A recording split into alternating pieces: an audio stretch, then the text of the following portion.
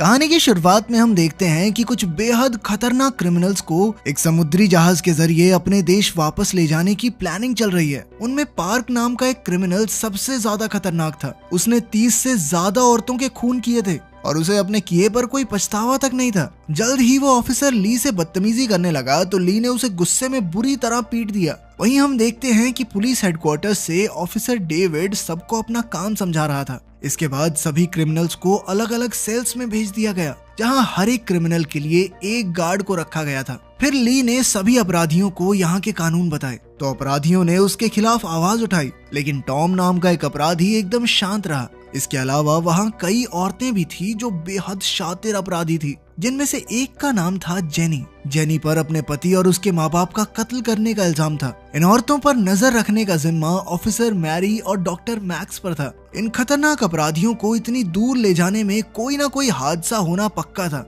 यही सोचकर doctor max को भी इस मिशन में शामिल किया गया था। इसके साथ वहाँ एला नाम की एक नर्स भी थी। जब वो मिलकर अपना सामान जचा रहे थे तो डॉक्टर मैक्स ने चुपके से दवाइयों के डब्बे से एक इंजेक्शन चुरा लिया। वहीं दूसरी ओर किचन में रसोइयों का एक ग्रुप मौजूद था जो मिलकर खाना बना रहे थे। उसी वक्त डॉक्टर मैक्स चुराई हुई दवाइयां लेकर इंजन रूम में पहुंच गया। तब यह खुलासा होता है कि डॉक्टर मैक्स को इस शिप पर मौजूद सबसे खूंखार क्रिमिनल अल्फा को इंजेक्शन देने का मिशन दिया गया था। इस इंजेक्शन का मकसद अल्फा को पूरे सफर में सुलाए रखना था, मगर शिप में अल्फा को कहां रखा गया था ये पुलिस हेडक्वार्टर में बैठे ऑफिसर डेविड के अलावा और कोई नहीं जानता था। उधर डेविड कुछ खुफिया कागज देख रहा था तो उसे पता चला कि अल्फा पहले मिलिट्री में हुआ करता था। खैर, रात के समय शातिर पार्क ने अपनी जीप में छुपाई हुई तार निकाली और उसकी मदद से उसने अपनी हथकड़ी खोल दी। फिर उसने ये तार दूसरे कैदी को दी ताकि वो भी आजाद हो सके। तभी अचानक ये खुलासा होता है कि किचन में जो रसोइये मौजूद थे वो कोई और नहीं बल्कि पार्क के ही चेले थे, जो असली रसोइयों को जान से मारकर उनकी जगह शिप में घुस आए थे। वहीं पार्क के सेल में जब एक पुलिस वाला चेक करने आया तो पार्क और उसके साथी ने मिलकर उसकी जान ले ली और उसकी लाश को फ्रीजर में छुपा दिया। इसके बाद पार्क के गुंडों ने कंट्रोल रूम में जाकर वहां मौजूद पुलिस वालों को भी मौत के घाट उतार दिया और सारी नेटवर्क वाली तारें काट डाली ताकि ऑफिसर ली पुलिस हेडक्वार्टर से बात ही ना कर सके। खैर, जल्द ही ऑफिसर ली को शिप में हो रही गड़बड़ के बारे में पता चला तो उसने अपनी टीम को जल्द से जल्द इकट्ठा किया, जिसमें मैरी भी शामिल थी। लेकिन जब वो कंट्रोल रूम में पहुंचे तो पार्क के गुंडों ने अचानक उन पर हमला कर दिया। जल्द ही वहां जबरदस्त गोलीबारी शुरू हो गई, मगर ऑफिसर ली और मैरी ने मिलकर पार्क के सभी गुंडों को खत्म कर दिया।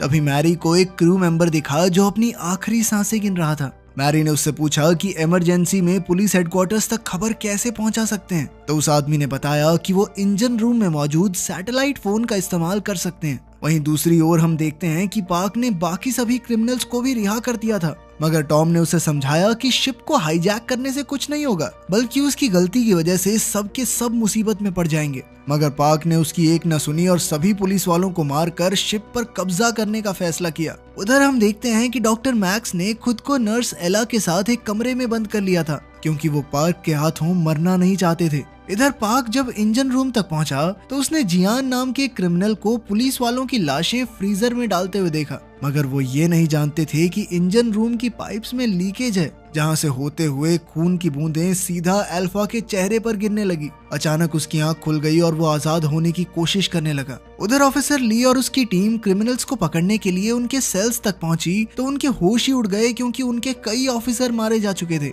और सभी क्रिमिनल्स भाग गए थे। अब ली समझ गया था कि पार्क और उसके गुंडे इंजन रूम के सैटेलाइट फोन को भी तोड़ने की कोशिश करेंगे, इसीलिए वो अपनी टीम के साथ तुरंत इंजन रूम की तरफ भागा। वहीं पार्क इंजन रूम में जाकर सैटेलाइट फोन तोड़ने में जुटा हुआ था। फिर उसने एक एक करके वहां के क्रू मेंबर्स की जान लेनी शुरू की। जब वो आखिरी मेंबर को मारने ही वाला था तो ऑफिसर ली और उसकी टीम वहां पहुंच गई और उसके बाद तो भयंकर लड़ाई शुरू हो गई। वहीं दूसरी ओर सबसे खूंखार क्रिमिनल अल्फा अब आजाद हो चुका था और वो भी इंजन रूम तक आ पहुंचा। अल्फा अंधा था, मगर वो चीजों की गर्मी से उन्हें महसूस कर सकता था। साथ ही उसकी सूंघने की शक्ति बहुत ज्यादा तेज थी और वो आम इंसानों के मुकाबले कहीं ज्यादा ताकतवर और तेज था। जैसे ही पार्क ने अल्फा को देखा तो उसने बचकर भागने की कोशिश की, लेकिन अल्फा ने तुरंत ही उसे पकड़ लिया और फिर उसकी आंखों के सामने ही उसके गुंडों को मौत के घाट उतार दिया। फिर वो पार्क की तरफ मुड़ा और एक ही झटके में उसका भी काम तमाम कर दिया। ये सब देखते ही बाकी बचे हुए लोग तुरंत वहां से भाग निकले।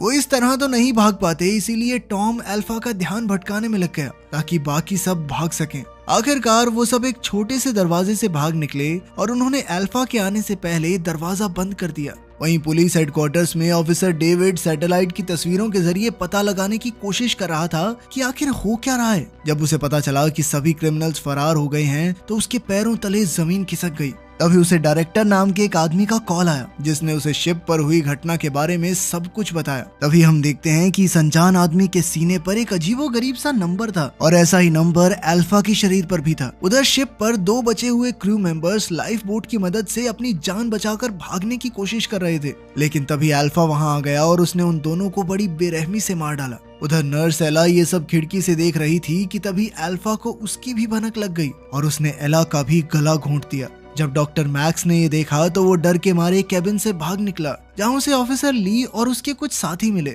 जब ऑफिसर ली ने उसे धमकाया तो डॉक्टर मैक्स ने कबूल कर लिया कि उसे अल्फा को नींद का इंजेक्शन देने के पैसे मिले थे, लेकिन वो ये बिल्कुल नहीं जानता था कि अल्फा जाग कैसे गया। फिर ली ने मैरी और बाकियों को किसी सुरक्षित जगह पर जाकर छुपने को कहा और खुद बचे हुए लोगों को ढूंढने निकल पड़ा। इसके बाद हम देखते हैं कि क्रिमिनल जियान घूमते घूमते जेनी के कमरे में घुस गया। उसने वहां मौजूद गार्ड को मारकर जेनी और बाकी क्रिमिनल्स को आजाद किया, मगर कुछ ही पलों में अल्फा वहां भी आ गया और उन पर जानलेवा हमला कर दिया। पर जैसे तैसे वो सब अपनी जान बचाकर लिफ्ट में घुस गए। तब अल्फा भी उनके पीछे दौड़ा और लिफ्ट के ऊपर चढ़ गया। इधर ऑफिसर ली ने जब ये सब देखा तो वो कैदियों को अल्फा के आतंक से बचाने के लिए दौड़ा, लेकिन तभी अचानक लिफ्ट सीधा नीचे जा गिरी जिसमें दबकर जियान की मौत हो गई। तब ऑफिसर ली को लगा कि अल्फा भी मर गया होगा, लेकिन वो किसी तरह बच निकला था। खैर फिर ऑफिसर ली ने तुरंत जेनी को फ्रीजर में छुपा दिया और खुद अल्फा का सामना करने लगा। उसने जैसे तैसे अल्फा का हाथ तोड़ डाला, लेकिन फिर भी वो अल्फा की ताकत के सामने टिक न सका और मारा गया। इसके बाद वो फ्रीजर में घुसा तो जेनी घबराकर नीचे लेट गई और मरने का नाटक करने लगी। खुशकिस्मती से फ्रीजर की ठंड की वजह से अल्फा को उसके जिंदा होने का पता नहीं चला और वो चुपचाप वहां से बाहर चला गया। वहीं दूसरी ओर टॉम और बाकी लोग उस कमरे में पहुंचे जहां अल्फा को कैद किया गया था। वहां उन्हें अल्फा के कुछ कागजात मिले तो उन्हें पता चला कि अल्फा की उम्र तो बहुत ज्यादा है। सही मायने में तो उसे जिंदा ही नहीं होना चाहिए था। असल में वो साल 1943 के दूसरे विश्व युद्ध का फौजी है। युद्ध में जापानी फौजियों ने उसे पकड़कर बंदी बना लिया था, जिसके बाद उन्होंने उस पर तरह तरह के एक्सपेरिमेंट किए। असल में वो लड़ाई के लिए सुपर ह्यूमंस की फौज तैयार करना चाहते थे। फिर डॉक्टर मैक्स ने थोड़ी और छानबीन की तो पता चला कि अल्फा के अंदर कई सुपर ह्यूमन पावर्स हैं। वो एक आम इंसान से बहुत ज्यादा ताकतवर और तेज है और वो कभी भी बूढ़ा नहीं होगा। इसके बाद हमें साल 1943 की कहानी दिखाई जाती है, जहां जापानी साइंटिस्ट अपने सुपर ह्यूमन एक्सपेरिमेंट के सफल होने की खुशी मना रहे थे, लेकिन अचानक अल्फा उठ खड़ा हुआ और उसने सबको भयानक तरीके से मार डाला। इधर पुलिस हेडक्वार्टर से ऑफिसर डेविड एक स्पेशल टीम के साथ शिप की ओर रवाना हो गया। इस स्पेशल टीम के लोगों ने एक खास तरह का इंजेक्शन लिया था ताकि वो अल्फा की शक्तियों का मुकाबला कर सकें। फिर शिप पर पहुंचकर उनकी मुलाकात जेनी से हुई। जेनी ने उससे मदद मांगी, मगर डेविड का मकसद सिर्फ अल्फा को मारना था, किसी और की मदद करना नहीं। इसीलिए उसने देखते ही जेनी को गोली मार दी। इसके बाद उसने टॉम के साथियों को भी मार डाला और फिर उसका सामना टॉम से हुआ। पता चलता है कि डेविड और टॉम एक दूसरे को पहले से जानते थे। टॉम की छाती पर भी बिल्कुल वैसा ही नंबर था जैसा अल्फा के शरीर पर। फिर हमें पता चलता है कि कई साल पहले डेविड के ग्रुप ने बहुत सारे लोगों को अगवा करके उन पर जबरदस्ती एक्सपेरिमेंट्स किए थे, लेकिन उनके एक्सपेरिमेंट्स कामयाब नहीं रहे। लेकिन उनमें से सिर्फ एक इंसान जिंदा बच गया था और वो था टॉम। इसका मतलब ये था कि उसके ऊपर किया हुआ एक्सपेरिमेंट कामयाब रहा, लेकिन वो डेविड के चंगुल से बच निकला और एक नई जिंदगी की शुरुआत की। कुछ समय बाद उसने शादी की और एक प्यारा सा बेटा हुआ, मगर जल्द ही डेविड को भनक लग गई कि टॉम जिंदा है और वो कुत्तों की तरह टॉम के पीछे पड़ गया। एक दिन वो टॉम के घर में घुस आया और उसकी पत्नी और बेटे को जान से मार डाला। इस घटना से टॉम को इतना गहरा सदमा लगा कि वो अपना भेष बदलकर क्रिमिनल बन गया ताकि वो भी मौका मिलते ही डेविड से बदला ले सके। खैर तभी अचानक अल्फा ने वहां आकर डेविड और टॉम पर हमला कर दिया। तब डेविड ने एक खास इंजेक्शन लिया ताकि उसकी शक्तियां बढ़ जाएं और वो अल्फा का मुकाबला कर सके। जल्द ही उसने अल्फा को हरा दिया और टॉम के सामने गया। डेविड ने टॉम को हंसते हुए याद दिलाया कि कैसे उसने टॉम के नन्हे बच्चे को मार दिया था। तब टॉम ने गुस्से में डेविड पर हमला करके उसे समुद्र में फेंक दिया और खुद भी साथ ही कूद गया। फिर अगले दिन हम डायरेक्टर नाम के एक आदमी को देखते हैं जो एक आइलैंड पर वही पुराने वाले डेविड के एक्सपेरिमेंट्स चला रहा था। फिर वहाँ एक बच्चे को दिखाया जाता है जो कोई और नहीं बल्कि टॉम का बेटा ही था। असल में डेविड ने टॉम के बेटे को मारा नहीं, क्योंकि उसके अंदर भी टॉम की ही तरह सुपर पावर्स थी। वो तो बच्चे को उठाकर डायरेक्टर के पास ले आया था। तब ये खुलासा होता है कि डायरेक्टर भी उसी 1943 वाले जापानी एक्सपेरिमेंट का हिस्सा था, जिसमें अल्फा और डायरेक्टर दोनों को सुपर ह्यूमन पावर्स मिल गई थी। अब डायरेक्टर का मकसद था ऐसे ही एक्सपेरिमेंट करके बच्चों को सुपर ह्यूमंस बनाकर एक नई दुनिया का निर्माण करना। उधर टॉम समुद्र में कूदने के बाद बचकर किनारे तक आ पहुंचा